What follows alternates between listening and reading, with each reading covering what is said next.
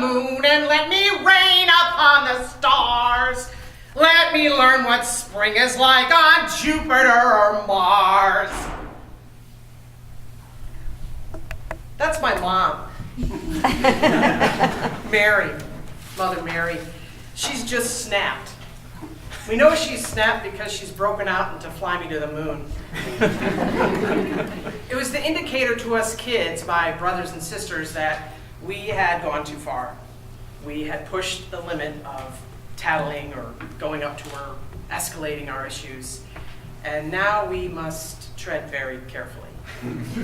Very, extremely carefully. My mom was exhausted. For about 8 years, she raised 6 kids by herself because my dad was on the road 3 to 4 nights a week.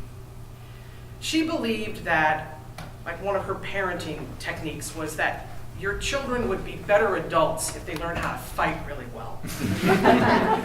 So she loved games and board games. And so every November, she would hand me the Sears catalog and she'd say, I want you to pick out a really good fighting game, a really good one, all right? So we would fight about the rules, we'd fight about, how come you always land on me right when I'm about to go home? Or some other kind of process. She believed we would work our shit out and we would be better humans. A very key important thing to Mother Mary. My older brother, Peter, my mom's favorite, was 2.5 years older than me, and he was a real fucker. He still kind of is.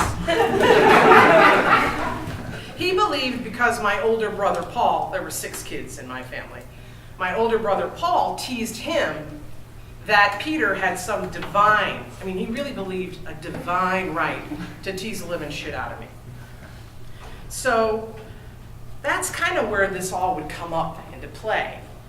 We would be probably, Peter and I, in the basement, the rec room, watching afternoon television. Gilligan's Island, Hogan's Heroes, Get Smart, I Dream of Jeannie, real heady things. My mom would be upstairs making dinner. Dinner was on the table at 6 o'clock every night, except Sundays it was 3 p.m.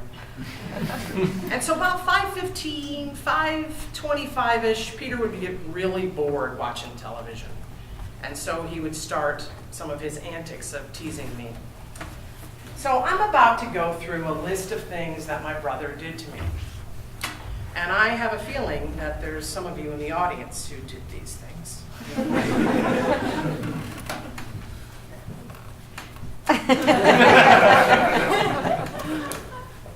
This is your time for reflection.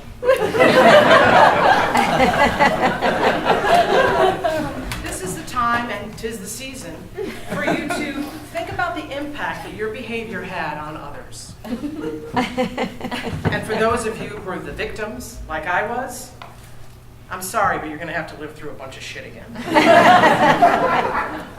So here goes my list. My brother was perfect at directly 45 minutes before a key event, calling the correct seat, calling the front seat of the car, calling the perfect seat on the living room couch, calling the most comfortable chair in the rec room. Always 45 minutes ahead of time. He had a list of names for me that would grow over the years. Potbelly, Fatso, Retard. My brother called me Retard. And my favorite one was Tubbalard. He also gave me the nickname Butch. So all of my guy friends in college called me Butch. My brother Peter's friends, who were guys, no gals called me this, Butch. My older brother Paul, all his friends, they didn't call me Jane, they didn't call me Janie, they didn't call me Jane Marie. I was Butch. I still am. Butch. The other thing my brother did was spied on me. And so I kind of have to admit, I played Barbies a little longer than I should have. I think I was 14. And so as you imagine, if my brother's spying on me when I'm 14 playing with Barbies, Barbie and Ken are really developing a loving and intimate relationship. And then he would come out, right? Oh, Barbie, you're so beautiful. You're perfect in every way. I love you, Barbie. Oh, Ken, I love you too, Ken. I really like that your hair isn't painted on, like all those other Kens I've been with. You're so mod, Ken. Oh, Barbie, you're perfect. I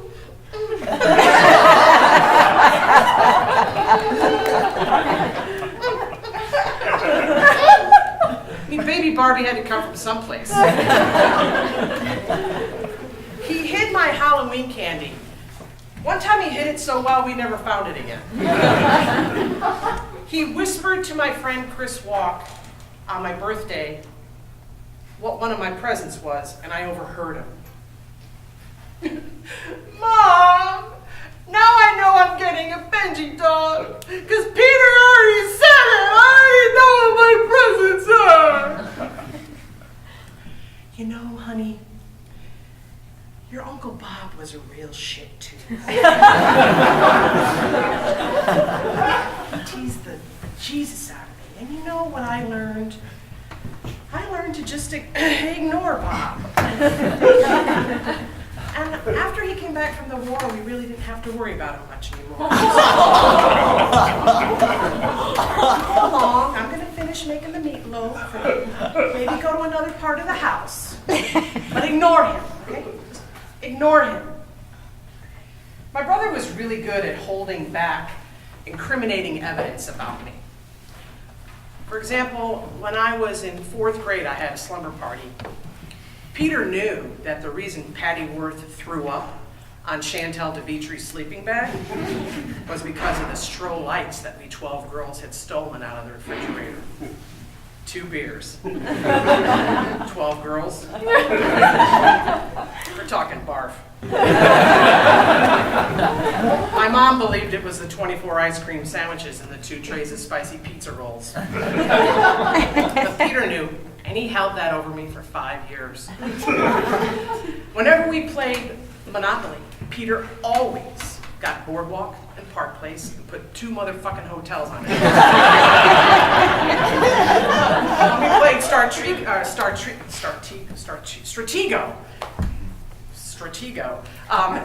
he always got my flag. I never got Peter's flag. Not one time. He was a world or a state champion wrestler, and he would put holds on me.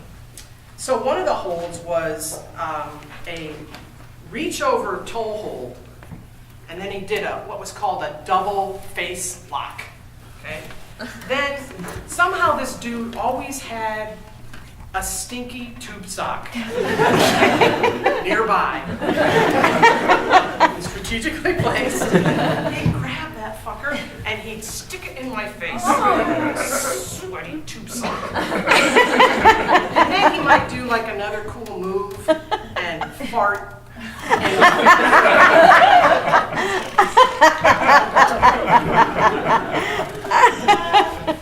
Speaking of bodily fluids, he was good with boogers too. And you don't even have to do boogers. Once you do them once, you just pretend that you have a booger. That's all you need. He played a game with me in the backyard in the swimming pool called Meet Mr. Drain. I did.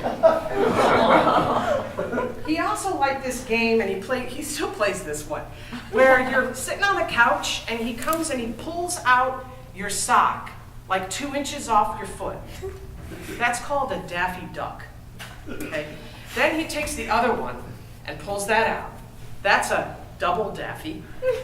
And then he ties that in a knot. And that's a double knotted Daffy. He did this to my toddler nieces and nephews, and he'd watch them like slip all over the hearts.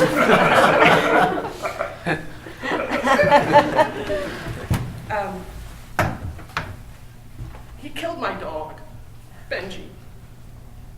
He would take him and strategically place him in a noose throughout the house, like in the front yard in this lovely little tree that we hung our twinkle lights on at Christmas time, or over the pool table, a kind of cool lamp that would hang. Benji would be hanging there. You'd never know. You'd turn on the light, and there he'd be, hanging.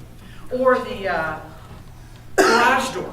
You'd come home from going to the grocery store, you open up the garage door, and there's Benji, hanging from a noose. One time I couldn't find him for 2 weeks. He was in my dad's workshop with his head in a vice. My brother killed my dog 20 times. He was a stuffed animal, but no, he's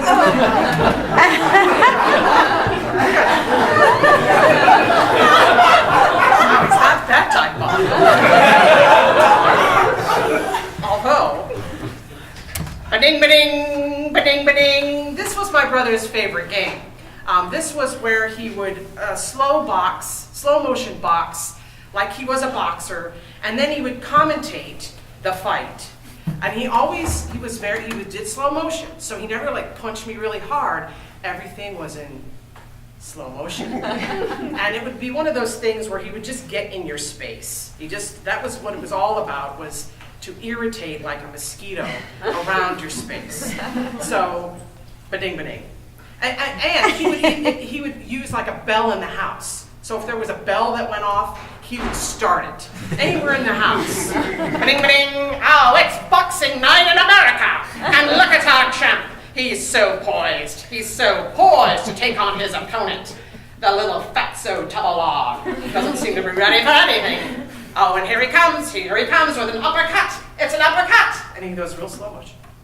It's an uppercut left. Oh, look at that. It's incredible.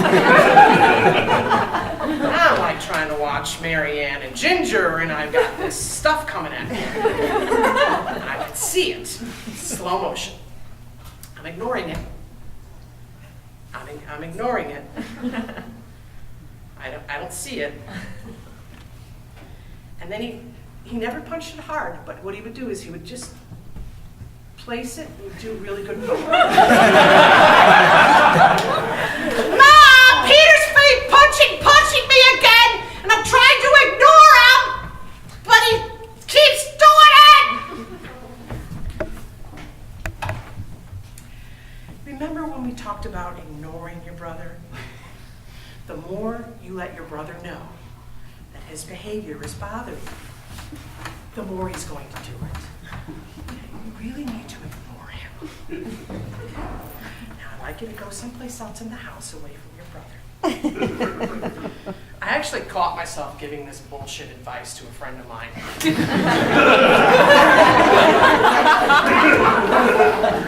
Her little son, Declan, was in the back of our patio, and his older brother, Finbar, was bugging the shit out of him.